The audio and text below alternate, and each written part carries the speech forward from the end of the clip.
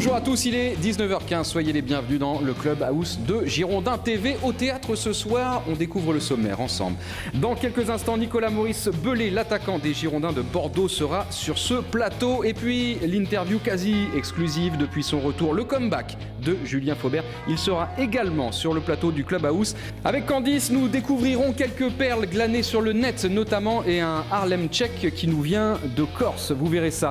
Suite de notre grande saga Europa League, retour sur le parcours des Girondins de Bordeaux dans cette compétition européenne. Aujourd'hui, le déplacement au Maritimo Funchal. Eh bien voilà, ils ont pris place pendant le sommaire. Merci d'accueillir comme il se doit tout d'abord Nicolas-Maurice Bellet, le premier invité de cette émission. Bonjour Nicolas. Bonjour.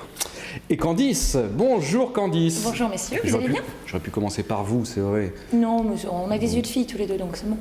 Ah très bien, ça commence fort. Vous avez des yeux de fille Nicolas. Je trouve qu'il est... Ouais. Non, t'as de très jolis yeux, tu le sais, je te l'ai déjà dit.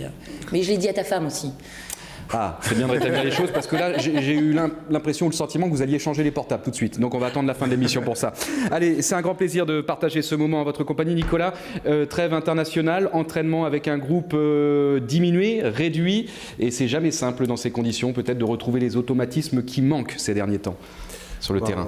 Là, ces derniers temps, on a eu que 1 ou 2 jours pour s'entraîner. Parce que là, on a des jours de repos à partir de jeudi après-midi. Et il y avait quelques joueurs de la CFA qui sont venus avec nous.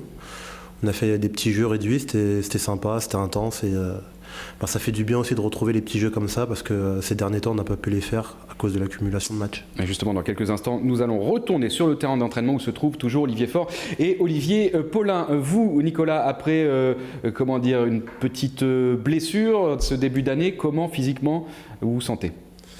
Ça va mieux. Après, j'espère toujours faire plus, comme je vous l'ai dit assez souvent dans ce plateau. Et j'espère que il nous reste 2 mois et qu'on va faire le maximum pour prendre une place européenne.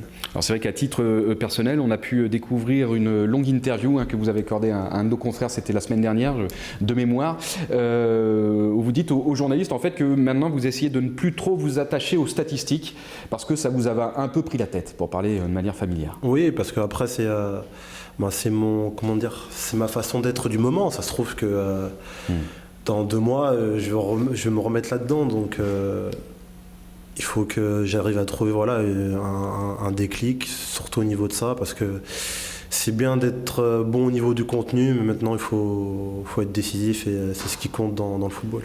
Comment vous avez procédé à ce changement d'état d'esprit ? C'est vos proches, vos conseils, votre agent, vous-même ? Non, c'est vrai que j'ai des proches qui regardent souvent mes matchs et qui me disent que des fois c'était pas comme l'année dernière par rapport à certaines choses, que des fois ils ont l'impression que je cogite trop et moi aussi j'avais cette impression-là, donc il fallait changer et j'essaie de revenir sur des bases, c'est-à-dire de faire d'abord ce que je sais faire et si je peux faire plus, c'est-à-dire avec des buts, je vais essayer de le faire. Et face à Toulouse le week-end dernier, ça n'a pas été le match du siècle. On a même pu découvrir dans la presse, des caricatures de cette rencontre, le catastrophico, le soporifico, exactement. Enfin voilà, ça a été cette rencontre, ce derby de la Garonne a été rayé par on est tous par d'accord. médias. Même je pense que vous aussi. Non, on en est conscients. Nous les premiers, c'est pas. Pour notre ego, c'est pas facile d'être acteur de ce match-là et que le match n'a pas été bon du tout au niveau des 2 équipes. Et c'est vrai qu'au niveau du spectacle, pour les spectateurs, pour les supporters, ça devait être très très ennuyeux. 0-0, Francis Gillot l'a dit en conférence de presse, il s'est étonné que tout le monde soit resté dans les tribunes jusqu'au coup de sifflet final. Comment vous expliquez autant de déchets techniques dans le cadre au cours de cette rencontre? C'était vrai des 2 côtés. De la concentration, je pense que même si on a joué beaucoup de matchs et c'est le dernier match de cette série de ce mois-ci, du mois de février, et il faut qu'on montre autre chose au niveau technique. Après que tu as du mal à faire des courses parce que c'est le physique qui t'en empêche, c'est compréhensible. Après techniquement c'est une concentration qu'il faut avoir, une rigueur plus plus dur envers nous-mêmes. Et il y a un petit fait de match qui s'est déroulé au cours de cette rencontre avec Ali Amada, le gardien toulousain qui rentre le ballon dans ses cages, un but contre son camp. Vous étiez présent sur cette action? Non, j'étais déjà sorti. Vous étiez déjà sorti au moment de l'action, Ouais. donc vous voulez observer du banc de touche. Est-ce que vous avez revu les images? Est-ce que vous avez revu les ralentis? Parce que pour nous, il y a but. Hein. Oui, et pour moi aussi il y a but. Après c'est souvent, si vous voulez, c'est systématique. Dès qu'un gardien tombe par terre, l'arbitre siffle, même s'il n'a pas vu, c'est comme ça.